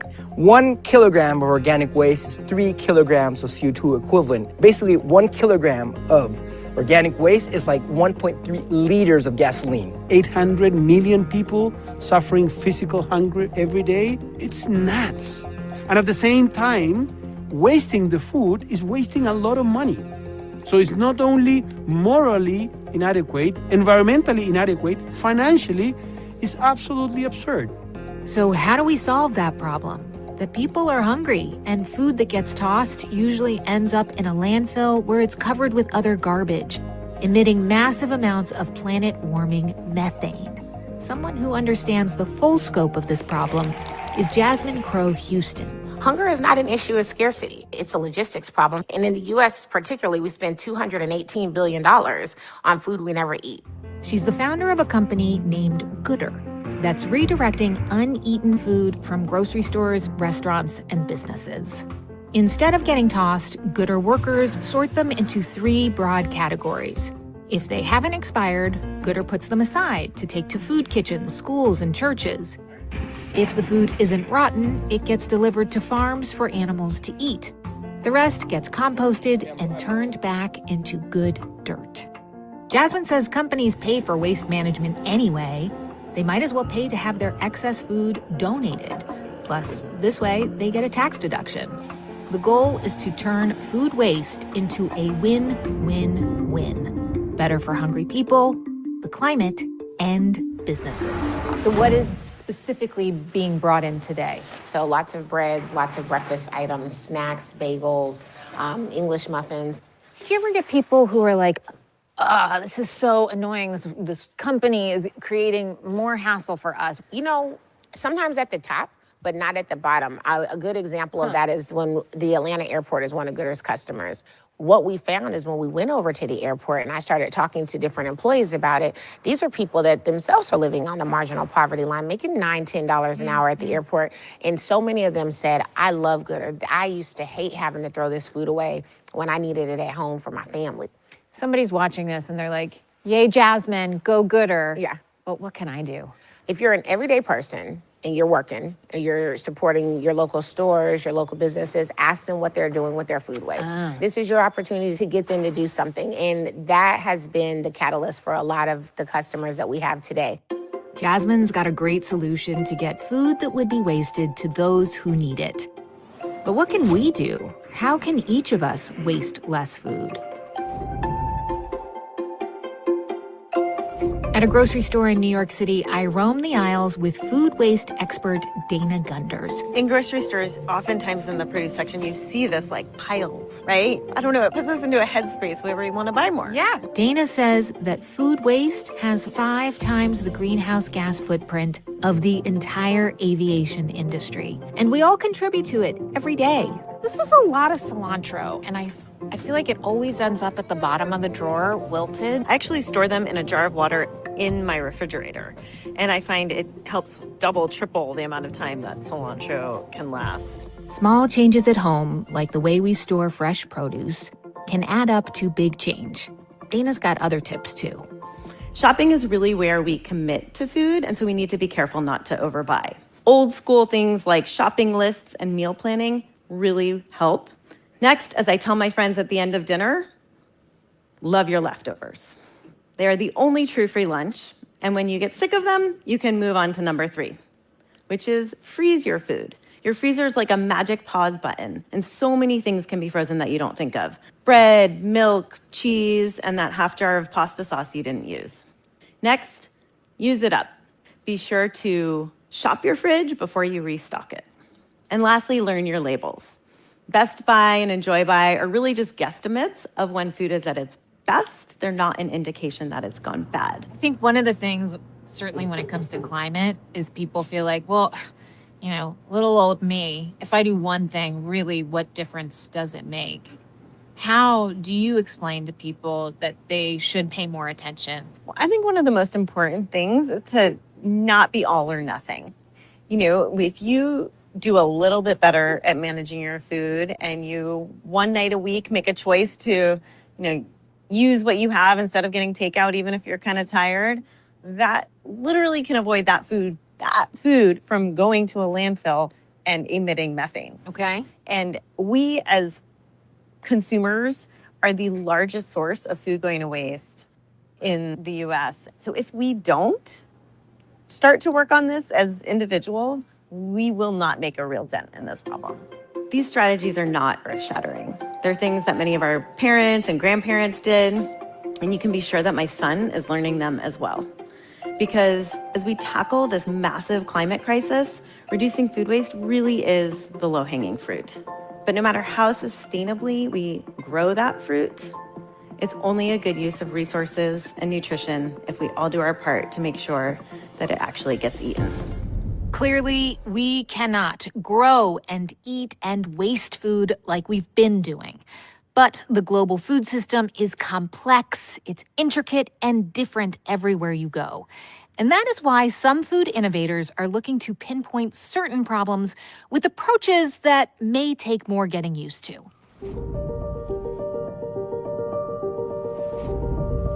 Here's a peek at some of the exciting things happening in the field of food production that might help us bend the curve on our emissions from field to table.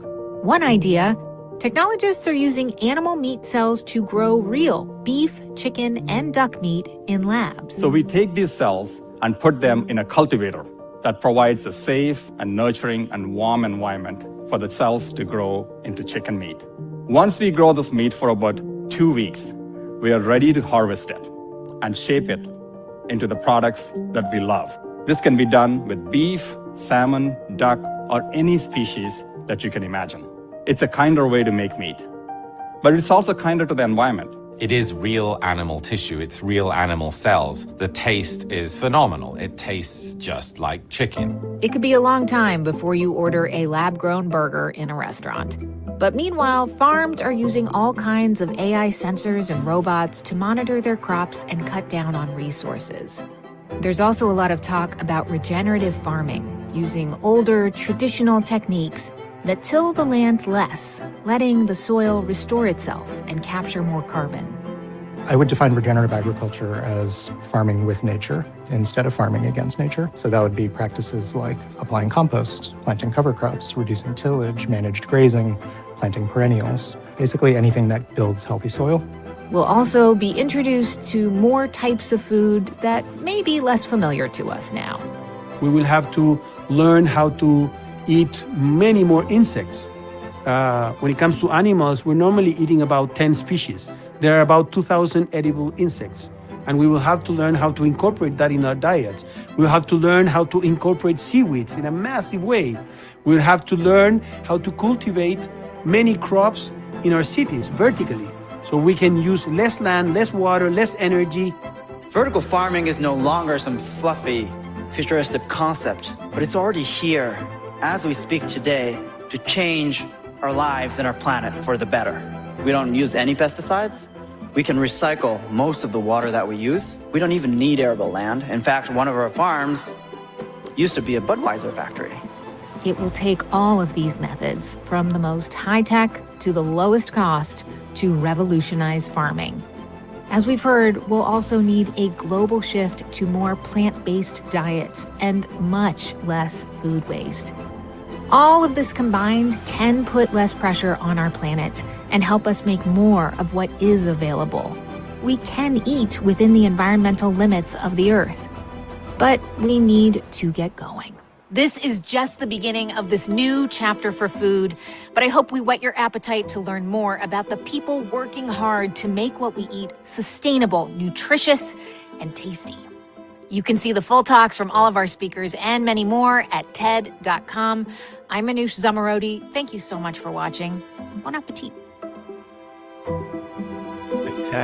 Spectacular documentary. I hope y'all enjoyed that. For those who are just joining us, this is a TED Talks watch party, and we are barreling through some amazing climate talks. As Manoush said in the end of that film, everything you're seeing today is available on YouTube and TED.com. So if you're interested, feel free to check out those things there. For those who are just joining, we are 3/4 of the way through our TED Talk watch party. That was our food-focused climate film, and we're so excited to share with you. I know we had a poll in the chat, so if you haven't submitted your answer to that, please do that now. I should be closing soon if it didn't already. So in the meantime, while that's wrapping up, I want to toss it to my colleague Annie, who is in Nairobi at our TED Countdown Summit for another special guest and special interview. So without further ado, I'll toss it to Annie.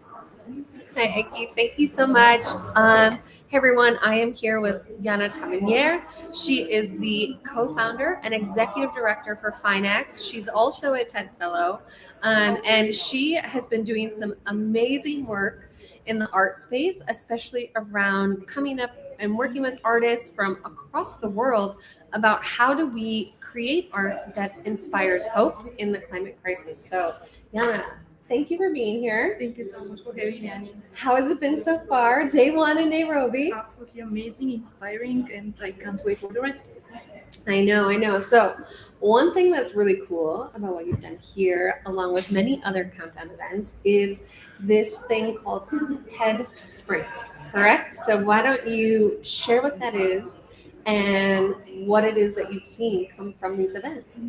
So sprints are a format that we at Finax have, which brings together visual artists for a very short period of time. So typically we have artists from a particular city come on a Friday evening. They're briefed by an expert on a specific issue, and then they have only 2 days to develop their visual works. These works are absolutely amazing every time.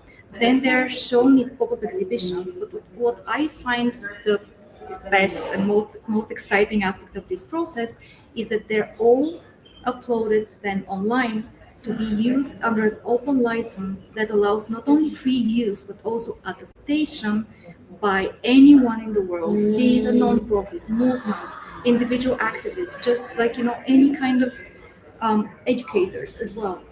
Everyone can use them non-commercially to communicate on climate action. We have done 24 sprints with Countdown ever since 2021 in 22 countries. And we just did one in Nairobi, and we were blown away by the results. Yeah, we have some of that artwork here today. And I think what Yana just said is so cool. So essentially, if I wanted to host my own climate event at, say, school or whatever, and I want artwork, I can go to this website, download images that inspire me, that may be inspiring to other people in my community, and use that as a backdrop, as part of the invitation or flyer. All that, basically anything. We've seen those works, and I'm talking about thousands of works by thousands of artists from over 95 countries. Oh my gosh. Which are all free to use and adapt for the users that you mentioned, but also social media posts, reports, any kind of graphics, visuals, backdrop of talks. Everything is allowed as long as it's non-commercial use. That's so cool. And one of the things we were talking yesterday about the work you've done, and you said that there was a really cool new way where they actually brought the artists on stage to show their work. Tell us about that. So we've just done another collaboration with TEDx Amazonia, and they have done, each of the TEDx events we've been collaborating with is doing their own thing. And TEDx Amazonia, what they did was they had the artists work during the TEDx event was happening. So they were all inspired by the climate talks that were happening. So they worked in the theater where the talks were. Oh my God.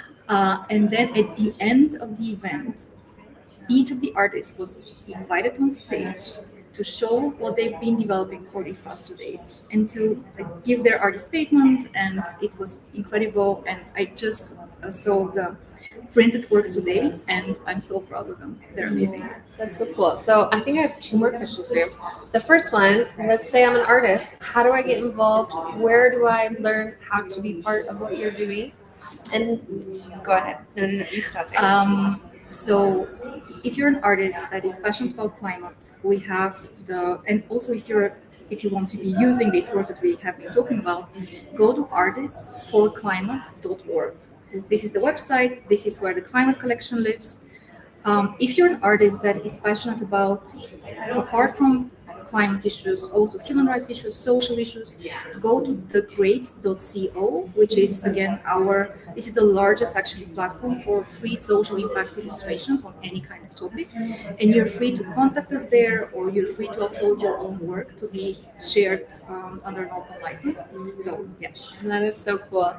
And then I think what we're about to go into, the next talk we had, is around a different style of art. So I think I want to hear from you, like, why is art the medium that you choose, and what kind of hope does it inspire in this great challenge that we're facing?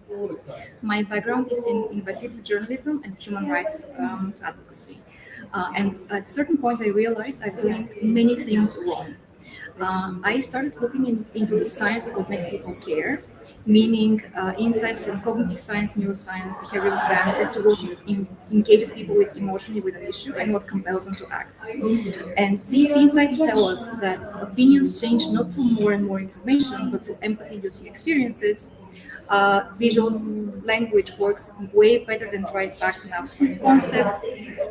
Art is one of the most powerful tools that we have to drive these emotional experiences, storytelling, same. But we need to be extremely careful in terms of when we talk about empathy inducing, and when we are trying to evoke emotion, we need to be very careful as to what emotion this is. Because again, science tells us that if we simply rely on sadness, guilt, or fear, people will turn away and not respond. And the most impactful campaigns are the ones that are rooted in awe or in hope, or in both. And this is why there are so many studies that show that art, and especially hope-based art in climate, in particular, are so effective. Yeah. So this is why we work in this space. Wow, that is really cool. I love that kind of shifted. Like, you went from being a journalist, having this really strong kind of critical background, to where do we really get to the root of inspiration and action. That's amazing. That's amazing. Well, thank you so much for joining us. Ikey, what are we doing next? Thank you. Thank you for sharing your insights. That was spectacular. We really appreciate it. And like Annie said, an amazing segue into our next speaker. So for now, I'll just wave goodbye to you both and bring you back later. But thank you again for popping in and sharing your insights with the audience. Our next talk is from Amir Nizar Zuabi, who is a theater director, and it is called The Herds, a Vast Act of Theater to Spark Climate Action. And this talk is beautiful. It's a stunning talk, and this is actually happening right now, which we'll get to in the next break. But before we move on, I did want to address the poll that was in the chat. Our last talk was the food documentary, and we asked you, what was your favorite climate-affected food? To maybe no one's surprise, coffee is the one that people chose the most, followed by chocolate. Rice was third, and mangoes was fourth. So as mentioned in that food documentary, there's a part for all of us to play in this role as we try to figure out how to move through the future of food. And again, people are going to be missing out on coffee potentially, but if we make some moves, some actions, we might be able to keep that around for the long haul. So once again, my name is Ikey. I am the host of this TED Talk Watch Party. We only have a couple more talks left. Make sure to send any chats or questions you have in the comments, and we'll have one of my colleagues in there to help answer those. But without further ado, let's jump into our fourth talk of today from Amir Nizar Zuabi.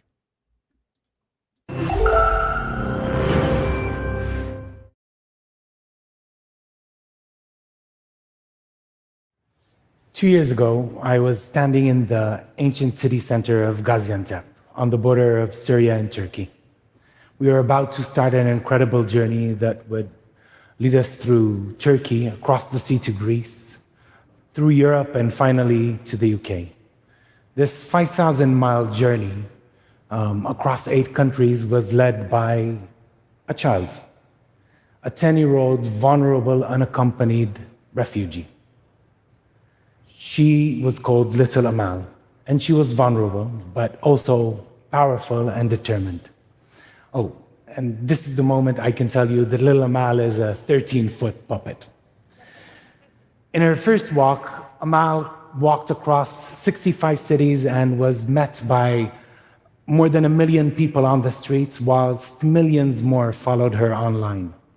Since she completed that first walk, she visited the Ukraine, Poland, Canada, the Netherlands, and New York, and we are now in the final stages of preparing a 3-month journey for her across the United States, all the way from Boston to San Diego, and we're also gonna pass through Detroit. I'm a theater director and a playwright, and the Little Amal project is essentially a vast act of theater. Imagine one side of the stage in Gaziantep in Turkey and the other side of the stage in Manchester in the UK. And whilst walking with Amal, we started to understand the power of telling a story across a vast geography, evolving over time and inviting many people from many different places to help us tell that story. A story where everyone can contribute and everyone has a role to play. As theater makers, the main achievement of the Amal project was to take one of the pressing issues of our time and turn it from a news story to a human story. We wanted to talk about the millions of refugee children, but turn the hardship and misery into a story of potential and hope. We wanted to change the numbers and statistics into emotions and heart. As a young boy, I used to go into the desert in my country, in Palestine, and watch one of nature's most marvelous phenomena, the great migration of birds from Africa to Europe and back. Twice a year, the sky would darken with millions of birds, herons, buzzards, kites, swifts, storks, all flying in breathtaking formations, all flying home. As I would lay there on the ground looking up to the sky, these days were defining. They placed me in the world. They were inspiring and humbling. Here I am, one organism, and above me, thousands of other organisms flying for safety. As I grew, The flocks of birds became smaller, the sky became less thick of them. And whilst walking with Amal across Europe, I would often look up to the sky looking for birds. Somehow it felt connected. The migration of people, this misery all around us, felt connected to the migration of birds. Two mirror migrations, now both extremely vulnerable. A sign of a system collapsing. With that in mind, a nagging question started. Can we create a project that would deal with the climate crisis like Amal dealt with the refugee issue? Can we make people feel? Can we make people care? Can we embark on a project that will tackle the biggest issue of our time? So we took everything we learned from the Amal journeys, and we are now ready to start our new project, the herds. In the spring of 2025, we will journey from Central Africa all the way to the tip of Norway. We will create a massive herd migration, a migration of puppet animals. Hundreds, perhaps thousands of them, fleeing climate disaster. They will emerge out of the jungles of Africa, cross the deserts of the Sahel, across the Mediterranean to Gibraltar, then climb their way through Europe all the way to the north of Norway. I'm very happy to share with you some early sketches that will help us imagine this. These sketches were created by a group of young students from University of the Arts London, which is one of our foundation partners on the project.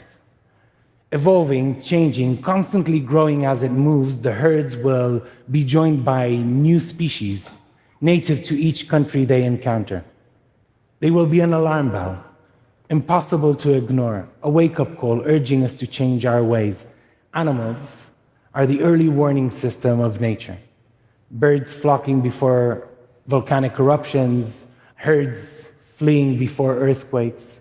And although we live in a world with constant alarm bells and warnings, the urgency is not registering.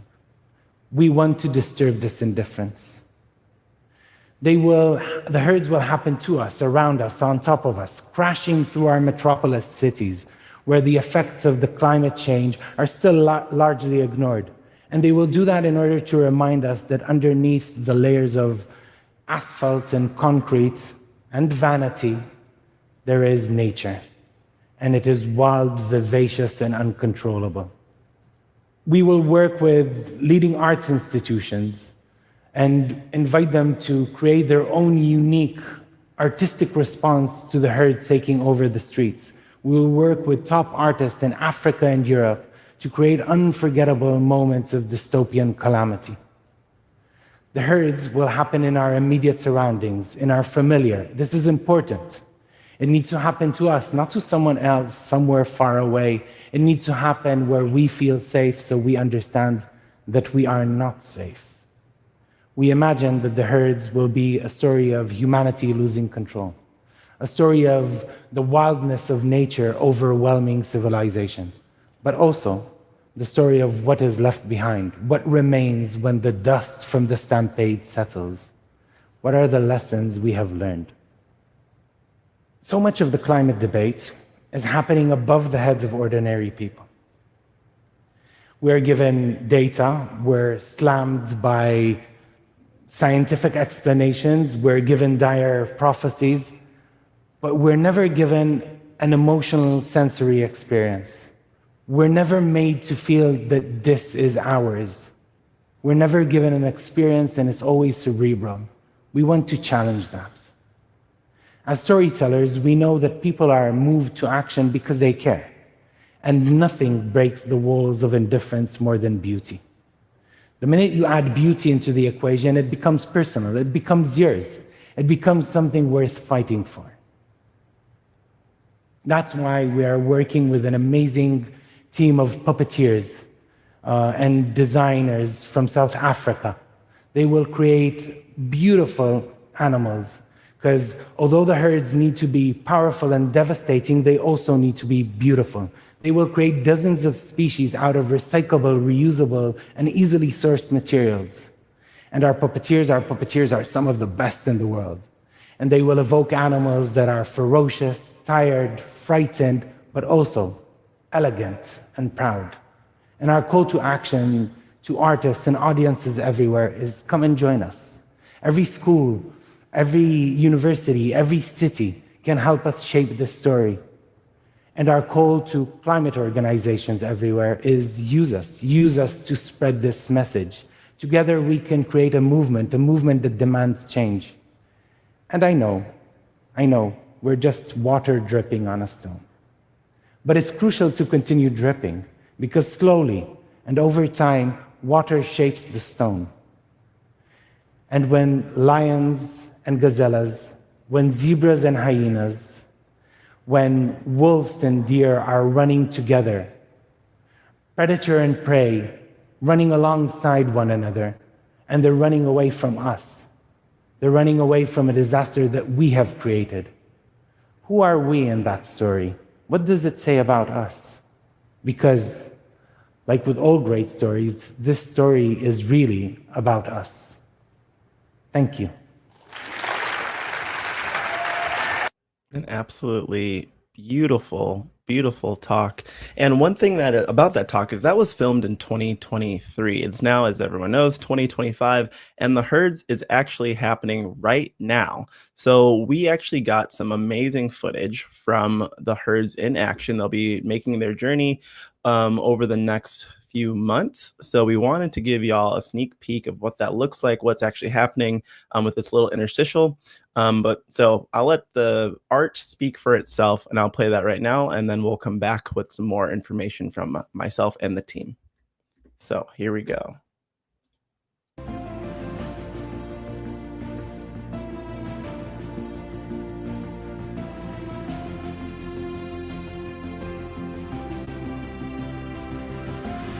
Nothing breaks the walls of indifference more than beauty. The minute you add beauty into the equation, it becomes personal, it becomes yours, it becomes something worth fighting for. We will create a massive herd migration, a migration of puppet animals. Hundreds, perhaps thousands of them, fleeing climate disaster. They will emerge out of the jungles of Africa, across the deserts of the Sahel, across the Mediterranean to Gibraltar, then climb their way through Europe all the way to the north of Norway. Evolving, changing, constantly growing as it moves, the herds will be joined by new species native to each country they encounter. They will be an alarm bell, predator and prey, running alongside one another. They're running away from a disaster that we have created. We imagine that the herds will be a story of humanity losing control, but also the story of what is left behind, what remains when the dust from the stampede settles. Who are we in that story? What does it say about us?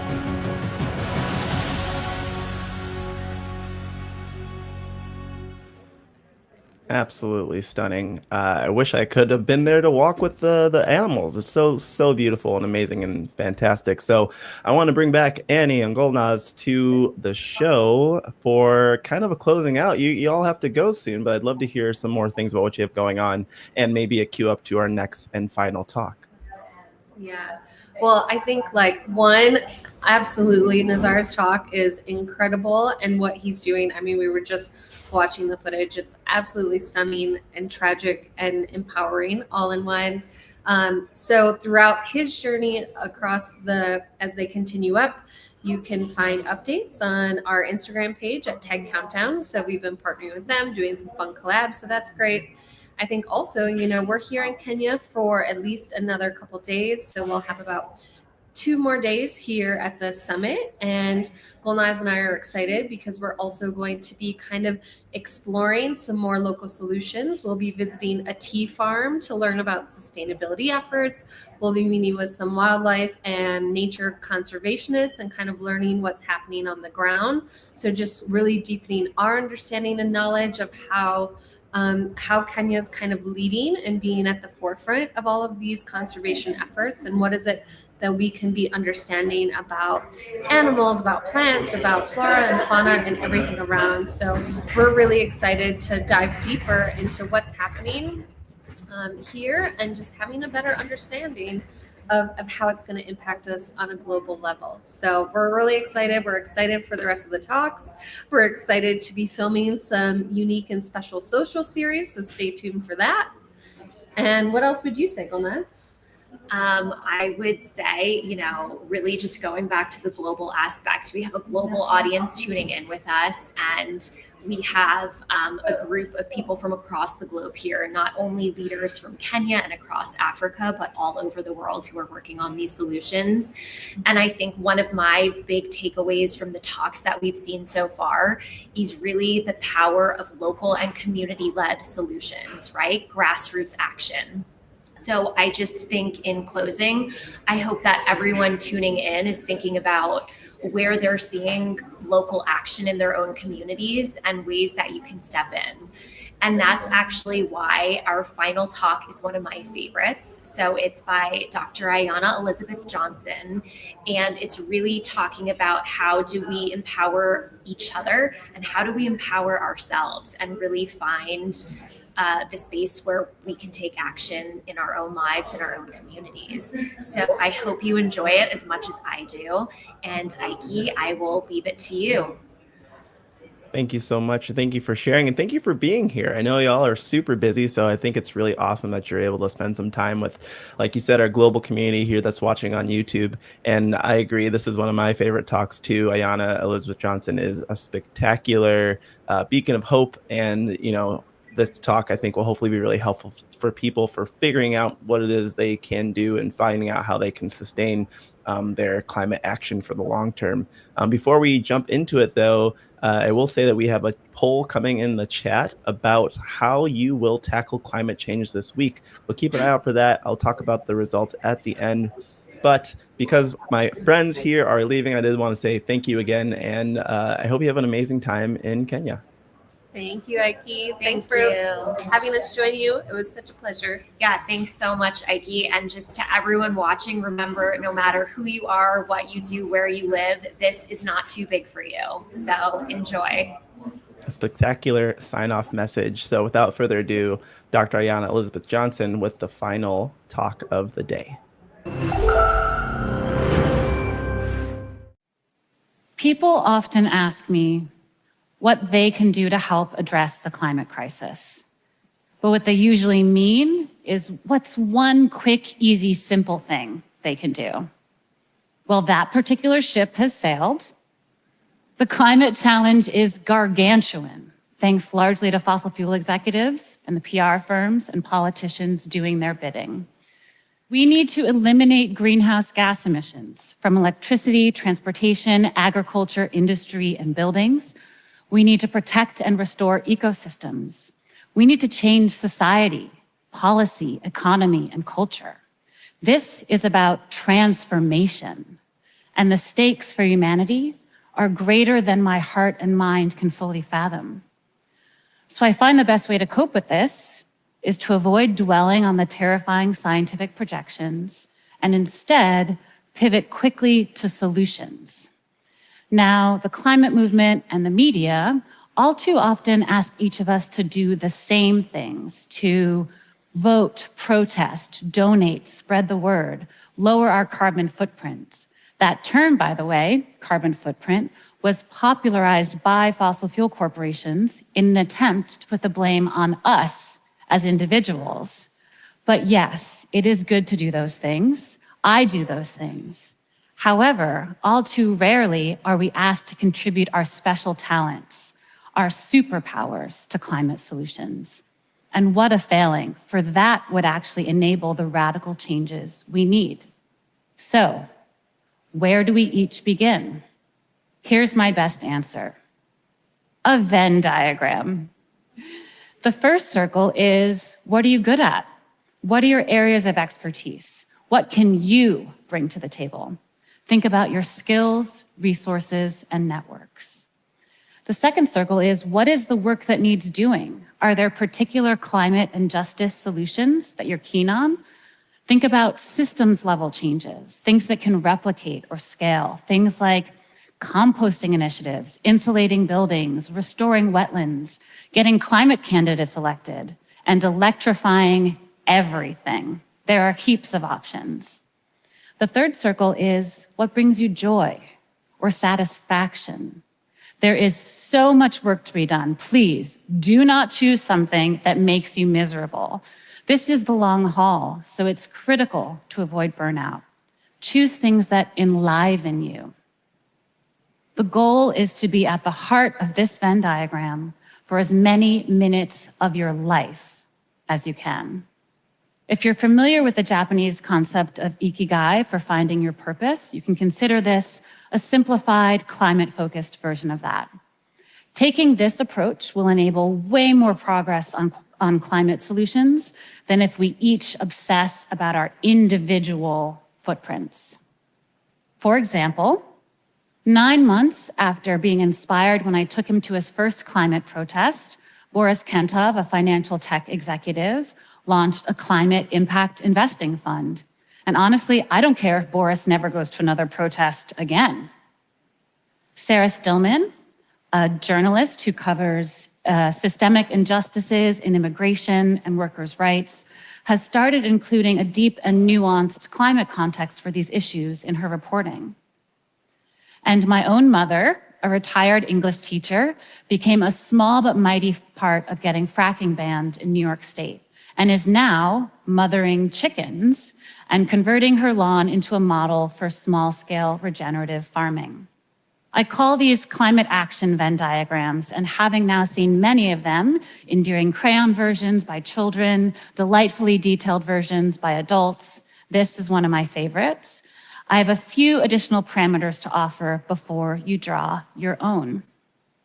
This does not necessarily mean you should quit your job or go start a nonprofit.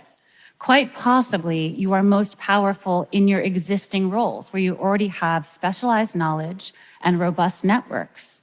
So how might you lean into those talents? Can you help your town, company, church, or school charge ahead with climate solutions? Because what we need is change in every sector and in every community. And be gentle with yourself on the "what are you good at" question. Set your insecurities aside and simply consider what you have to offer. Over the last year, since I've been sharing this concept, lots of people have been drawing their own and posting them on Instagram. It's been super exciting to see what people have been coming up with. But I've noticed that a lot of them are landing on some version of communicate about climate. Now, I fully appreciate the irony, given that I am standing here talking to you about climate, but we can't all just talk about it. We need doers. We need mutual aid organizers and city council members. We need green building retrofitters and wind turbine installers and bike lane planners. We need culture shapers and policy nerds. We need employees pushing their corporate employers to change.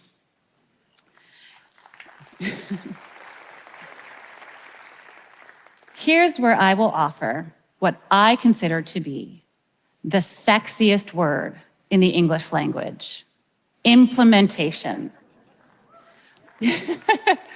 Because we already have most of the solutions we need. We need to get to work and to pick up the pace. We need to build the biggest, strongest team possible to tackle this most enormous challenge humanity has ever faced. Another word I love that is perfect for this moment is leaderful. I learned this term from Black Lives Matter activists who use it as an organizing principle. Social movements can be fragile when they're helmed by a few prominent leaders.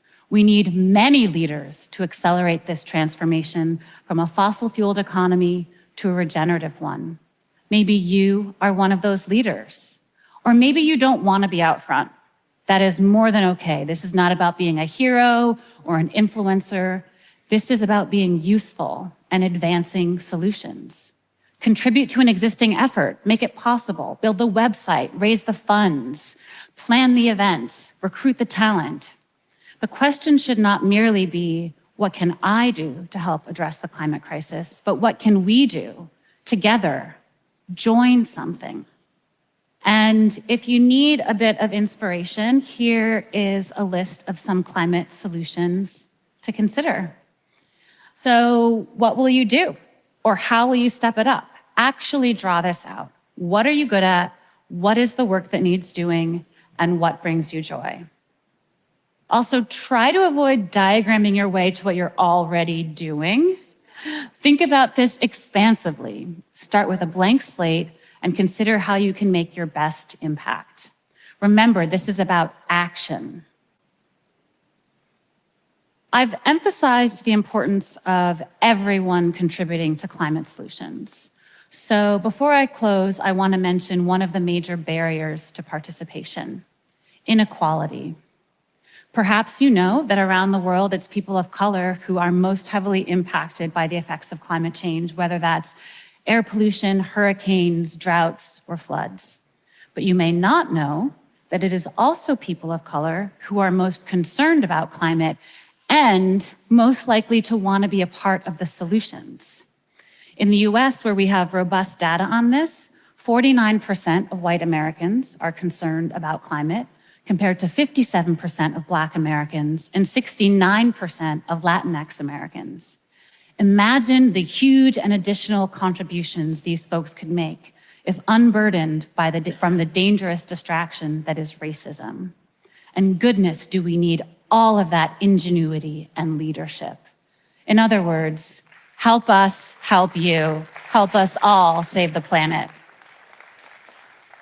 My last challenge to you then, since all our fates are intertwined, is in addition to leveraging your talents, can you help others in using theirs? And let's work to demolish the societal barriers that prevent people from fully devoting themselves to climate solutions. This is what I know. There are innumerable possible futures. I know we each get some say in which future we'll collectively have and a chance to help build it. I know that every 10th of a degree of warming we prevent, every centimeter of sea level rise we avoid, every bit of nature we protect and restore matters. I know that our actions add up. This is an invitation. Find your role if you haven't already. Encourage others to find theirs. Averting climate catastrophe. This is the work of our lifetimes. Thank you. A beautiful talk, and one of the best talks to end on, and an invitation for people to figure out how they can take climate action. So for those who maybe joined during that talk and don't really know what's going on, my name is Ikey. This is the TED Talk Watch Party. We watched 6 amazing climate-focused talks today, and that was the last one, unfortunately. But before we wrap up, I know there's a few other things lingering. I have some announcements about some cool things we have going on for TED the rest of this year. And also, we had a poll going on what kind of climate action you're going to take this week. For myself, I think I'm definitely going to lean into the leftovers train, make sure that I'm not contributing to food waste. We'll see what everyone else said. Let's see. Someone said they're going, or the majority of people said they're going to walk or bike instead of drive. Great option. I do that as well here in New York City. Eat leftovers is number 2. Buy fewer clothes or goods, number 3. Love that. And then number 4 is call my elected official. These are all amazing actions to take and things that we can all be proud of moving in the right direction. So one thing I'd love to mention is our next big event. So Countdown in Nairobi right now, which is one of the reasons we're doing this live stream today, will be happening for the next few days. But in November, we will be having another huge event called TED Next. It is all about the future of you getting yourself, your work, and everything to the next level. That's going to be in Atlanta, Georgia, November 9th through 11th. So if you're interested in that, you can check that out on our website. I'll have one of my colleagues drop in a link as well. But furthermore, I'm just excited to be here with y'all. I hope you had a good time. If you enjoyed this format of watching some TED Talks, having some conversation, asking questions, some expert and special guest interviews, make sure to leave a comment on this video or in the chat. That helps us figure out if this is something you're interested in. And also let us know what other topics you would love to hear more about. Being that TED has basically a TED Talk or several TED Talks for most things, we'd love to hear what you are excited about and want to see more of.